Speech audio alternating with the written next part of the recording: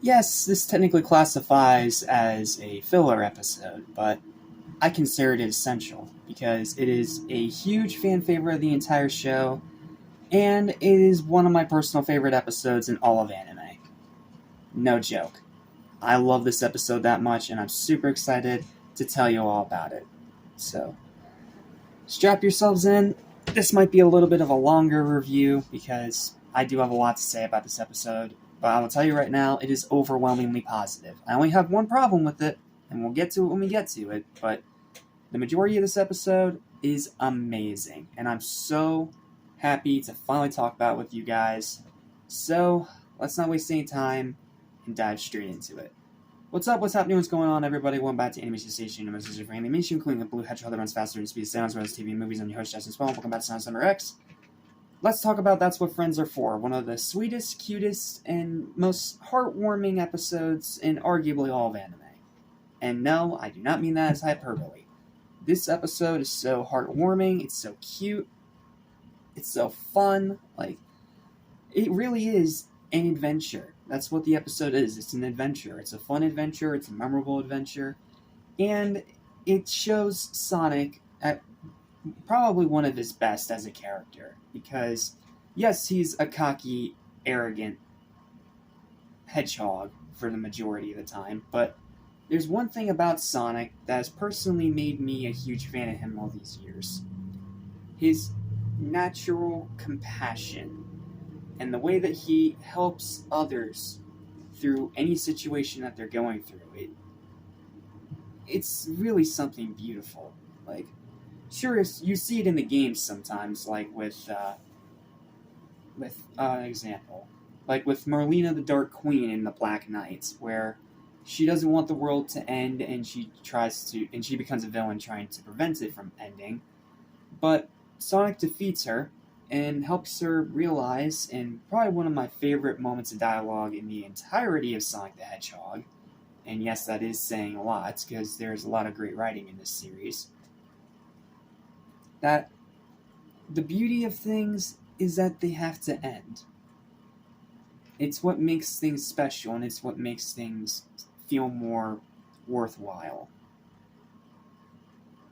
I can't remember the full quote off the top of my head, but it is an amazing quote. It's one of the most mature moments in any piece of Sonic media, and that line has continued to stick with me, even into adulthood. So, this is Sonic once again showing that natural compassion and that want to help people. Specifically, Helen, one of Chris's friends from class, which Sonic met by the lake one day. And he made a promise to her that he was going to take her to this island of flowers that she's never gotten to see before. And he literally tells the President of the United States in this episode no to his cordial ball just to be with Helen, just to help this wheelchair-bound girl experience an adventure, to go somewhere she's always wanted to go but couldn't because her parents have always been busy. It's one of the most relatable things in anything related to Sonic. It's a very relatable situation as someone with a disability, and the way that he helps her through this very tough moment it's beautiful, man. This is my friend Andrea's favorite episode of Sonic X, and I can definitely understand why. I don't think it's the best quality-wise of the show. I still think best quality-wise is Fly Spy so far. But this is easily second place for best of the season so far.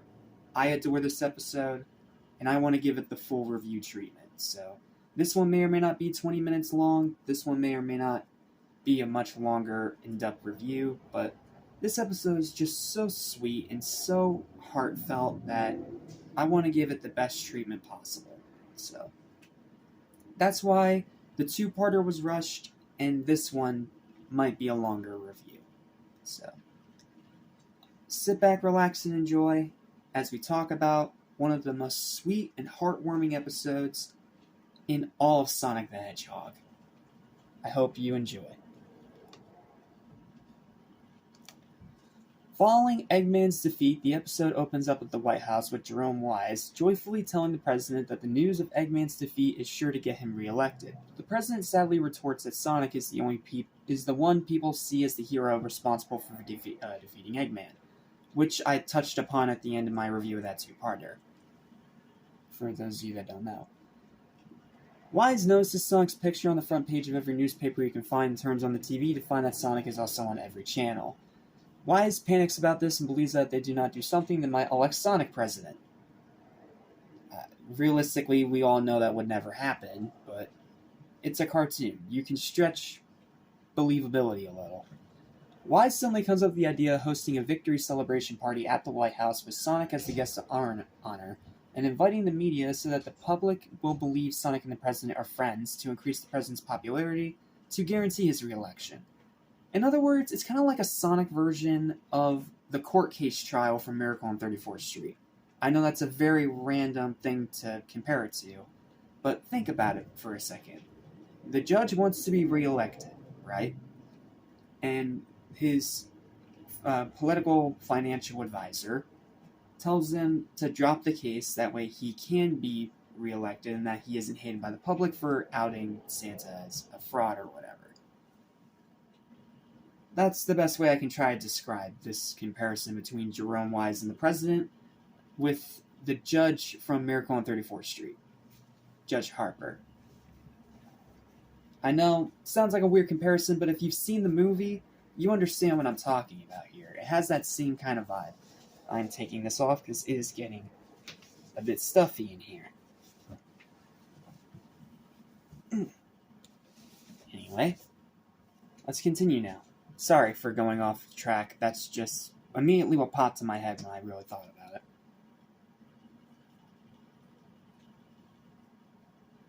Wise personally takes all responsibility for the event and proceeds to get the preparations ready. At the Thorndike Mansion, just as Sonic rushes off on one of his hyperspeed walkabouts, as he always does, Chris receives a letter addressed to Sonic from the president that he's invited to the celebration party. And Sonic's friends are excited, but it also says that he's free to bring as many friends as he wants, which obviously they think all of them are going to be able to go. Sonic, when he returns seconds later, however, declines the invitation because the party is inconveniently scheduled on the same day he's supposed to hang out with a new friend and one of Chris's classmates, Helen. The scene then flashes back to Sonic's first meeting with Helen by the lake, where he was on one of his hyperspeed walkabouts and saw Helen's wheelchair stuck in the mud. Sonic proceeded to lend her a hand, and after exchanging meet and greets, she told Sonic that she comes out there a lot to look at the island in the middle of the lake, one where it is said to be home of a beautiful species of flowers, according to her father Doug. She mentions that her father always promises to take the family to visit the island, but he has always been too busy for long hours, and has yet to fulfill that promise to this very day. And to add insult to injury, Helen has no way of getting there herself due to the inoperability of her legs. Seeing the disheartenment in Helen's eyes, Sonic makes a personal mission to take her to the island himself. Again, showing that natural compassion I love about his character that I talked about earlier. The flashback ends and Sonic says that he made a promise to Helen first and refuses to break it just for a party. Just then he realizes he needs to get his preparations for his adventure and runs off. The party begins with the guests and media at the White House expecting Sonic's visit, and Wise is pleased to see that things have fallen into place so far. A limousine then appears outside, and when the passengers, Tails, Amy, Cream Cheese, Chris, and Chuck, step out, Wise is confused to see that Sonic's not present and horrified at the revelation he's not coming at all. Tails, Amy, Cream Cheese, Chris, and Chuck, I was trying to do that without getting tongue twisted, rush to the party, but the photographers and reporters who are present turn to leave when they see no point in staying because Sonic's not going to show up, and he's the hot news right now. But Wise asks them to wait at the buffet area, reassuring that Sonic will come, and orders 3 government agents to retrieve Sonic by force if necessary. The 3 government agents arrive at the mansion, only to find Ella vacuuming the foyer and demand Sonic. When she calls them out for their total lack of manners, they threaten to ransack the mansion. Luckily, they're confronted by Ella's call for Mr. Tanaka, and he gives them the boot in his good old Japanese fighting style way. That is one of the funniest parts of the episode. After hearing about this, Wise connects himself to defense, and with support from the military secretary, organizes an entire task force charged with finding Sonic and bringing him to the party. The task force has its eyes and ears open all over the country in search of Sonic, who brings Helen back to the lake.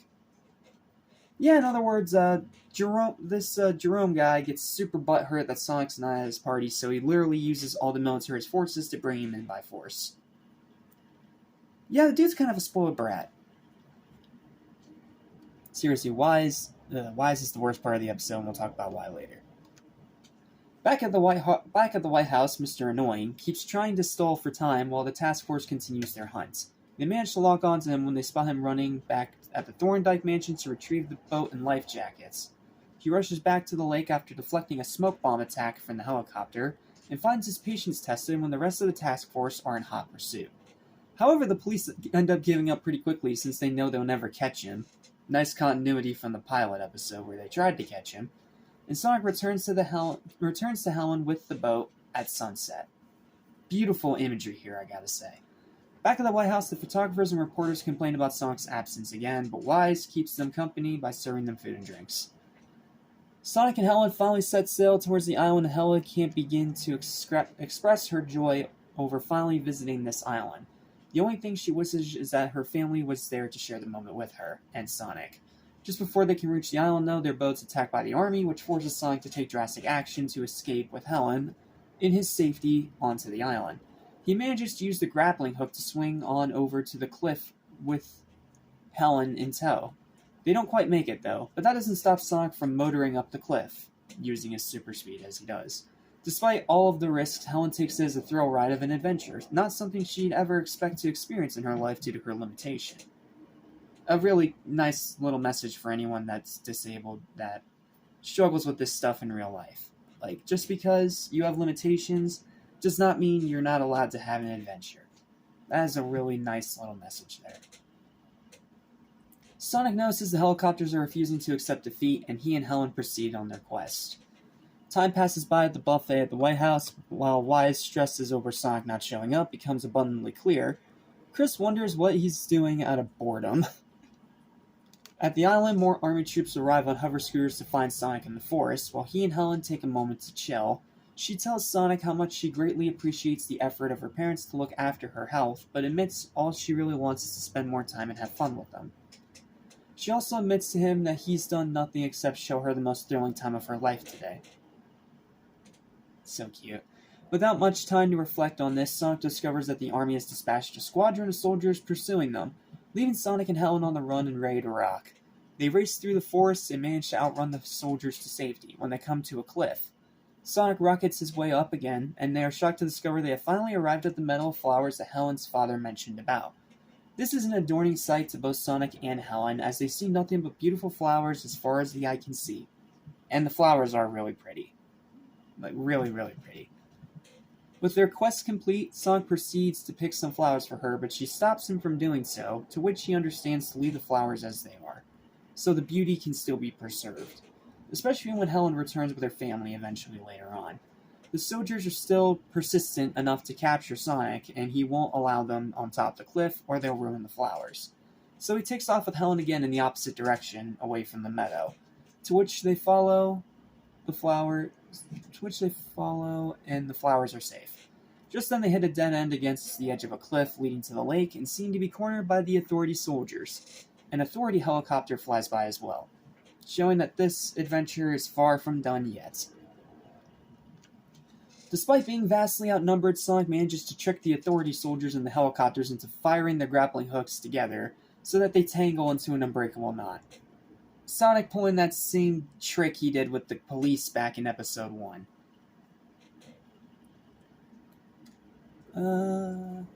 Allowing Sonic to use the rope as a path to carry Helen and himself into the helicopter. The helicopter pilot tries to grab Sonic only to miss and plunge into the lake.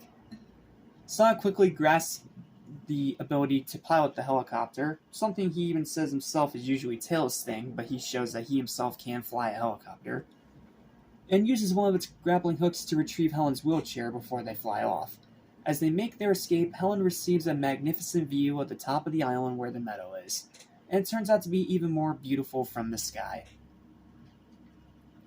I can't with these two. It's just so freaking beautiful.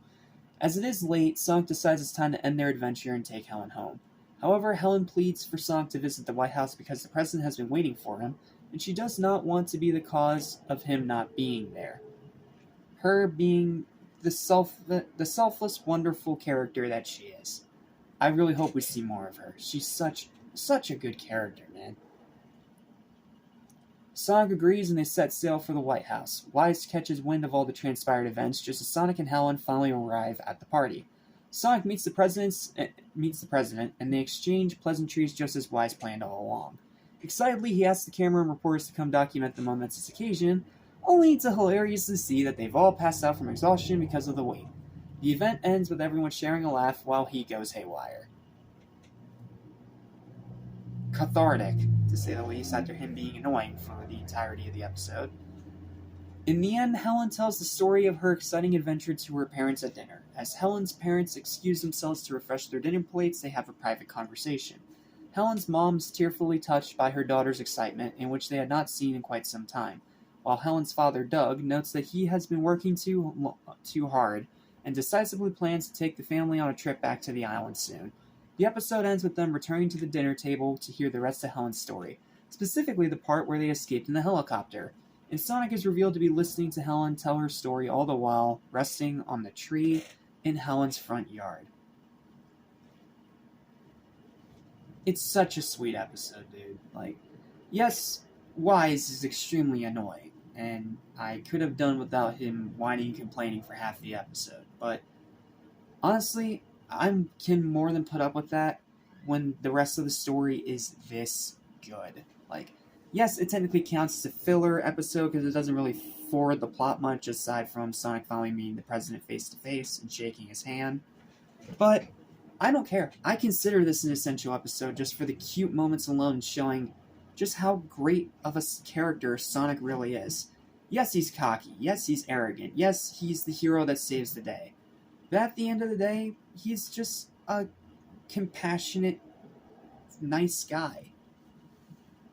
And that's the part of Sonic that I love most. Seeing him show that natural compassion to others on top of all the usual hero work that he always does.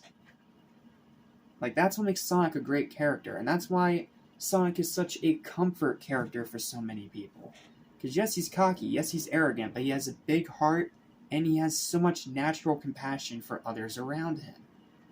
It really is a beautiful thing when you think about it. So, sorry, I kind of went super in-depth there. My apologies. But point is, this episode is fantastic. It's so sweet. It's so heartwarming. It's so beautiful.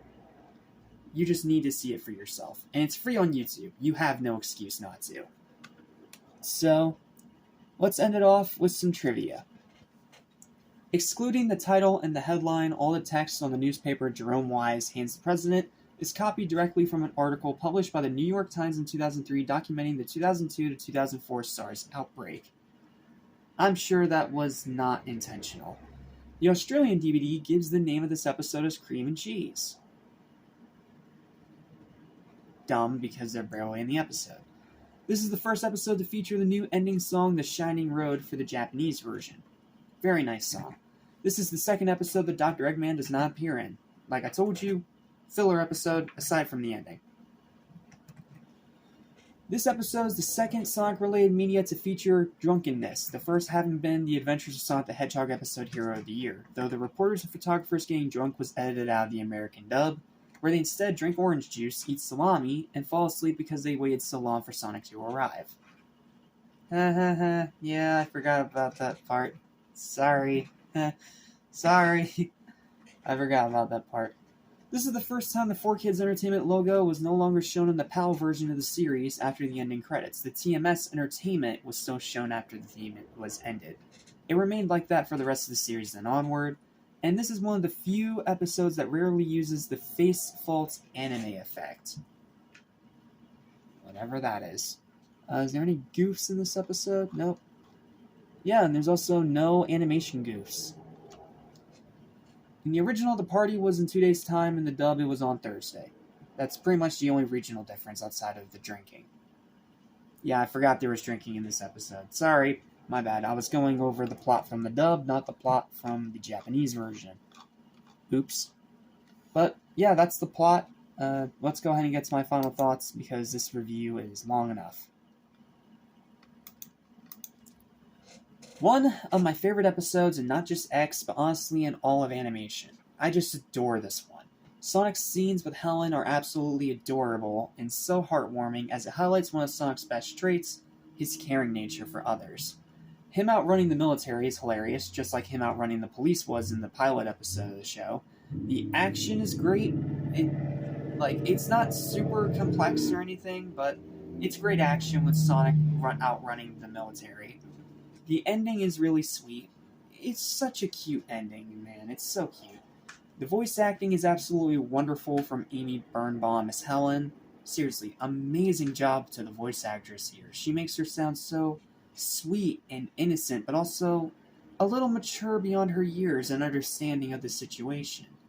But it's just so good hearing her laugh and hearing her hearing her have such a good time with Sonic as they're on this adventure together. It's so freaking cute. Also, fun fact, Amy Birnbaum would later go on to voice both Charmy and Cosmo in Seasons 2 and 3 of Sonic X, which we'll talk about in 2025 and 2026, respectively. And the writing is some of the show's best, especially Helen's dialogue, which is both sweet and also kind of emotional. Especially the parts where she talks about how she doesn't get to spend much time with her parents, or that she can't go to the island herself because of her obvious limitations. It's so cute. But this episode, as much as I love it, has one problem. The President's Assistant, Wise, is so freaking annoying. No offense to the voice actor, and I know that he was trying to be funny, but something about the voice just sounds so off. And it really doesn't help when his attempts at comedy completely fall flat. And he just comes off as a spoiled brat for pretty much the majority of the episode, which gets really, really tiring after a while. Honestly, though, it's just a nitpick, because everything else more than makes up for it. Sure, Fly Spy is a better episode quality-wise, but this one finds its strength in its great character writing and emotional voice acting. It's simple, it's beautiful, it's elegant, it's everything I love about Sonic in one episode. I adore it, I seriously cannot recommend it highly enough. It is one of Sonic's best moments as a character, and the second best episode of X that I've seen so far. Adore this episode. I cannot recommend it highly enough. Final verdict for this episode is the second ever so far, 10 out of 10. Phenomenal episode. It's so cute, it's so heartwarming, it's so heartfelt. And watching it during this heartfelt, heartwarming, warm and fuzzy time of year that is Christmas time, honestly kind of makes the episode even better. It's a phenomenal, amazing, adorable episode, and I highly recommend it. If for whatever reason you have not seen it yet, you need to. It may not technically be essential, but I'm calling it essential because it's so freaking good. By far the best filler episode we've seen so far, and I cannot recommend it highly enough. Absolutely, absolutely check this episode out with the pinned comment in the comments down below. It is one that you just need to see. Okay. That's it. I've spent almost 25 minutes talking about this one episode, which I have not done in an episode review in a while due to lack of time, but I made the time for this one because this is a very special, beautiful episode, and you need to check it out by any means necessary. So, check it out on YouTube. It's entirely free. You have no excuse. Thank you guys so much for watching. Please don't forget to like, share, and subscribe for more videos like this almost every single day. And I'll see you guys next time when we talk about the next episode in the series, Skirmish in the Sky.